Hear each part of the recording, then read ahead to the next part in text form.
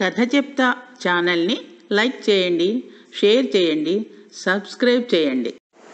పిల్లలు, ఈరోజు మనం హితవు అంటే ఒక మంచి మాట అనే కథ గురించి చెప్పుకుందాం. ఒక అడవిలో కొన్ని కోతుల నివాసం ఉండేవి. వేసవికాలం రావడంతో అడవిలోని చెరువులు, నీటి కాలువలు అన్నీ పూర్తిగా ఎండిపోయాయి. ఒకరోజు కోతులకు విపరీతమైన దాహం వేసింది. నీటి కోసం వెతుకుతూ అవి అడవిని దాటేశాయి.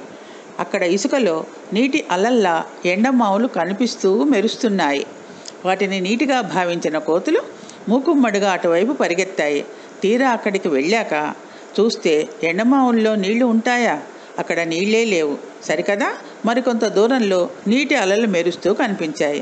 దానితో కోతులు తిరిగి ముందుకు పరిగెత్తాయి. ఆ విధంగా కోతులు ఆ ఎండలో ఎండమావుల వెంట నీటి కోసం వెతుకుతూనే ఉన్నాయి. నీళ్లతో గొంతు తడుపుకోకపోతే నా ప్రాణం పోయేలా ఉంది, దీనంగా అన్నది ఒక కోతి. ఏం చేద్దాం, నీళ్లు కనపడుతూ ఉన్నాయి కానీ చేతికి అందటం లేదు, ఇదేమి మాయో అంది మరొక కోతి. పొదలో ఒక కుందేలు నివాసం ఉంటోంది. ఆ కుందేలు జరిగిందంతా చూసింది. కోతులకు పాపం సహాయం చెయ్యాలి అని వాటి ముందుకు వచ్చి నిలబడింది. వాటితో కుందేలు ఈ విధంగా అన్నది: ఎండమావుల్లో ఎక్కడైనా నీరు ఉంటాయా?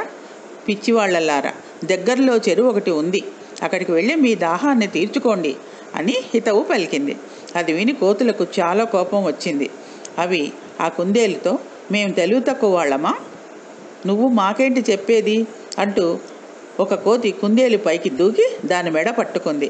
నేను చెప్పేది నిజం, నా మాటలు నమ్మండి, భయంగా అరిచింది కుందేలు. ఆ కోతి కుందేలు బలంగా నేలకేసి కొట్టింది.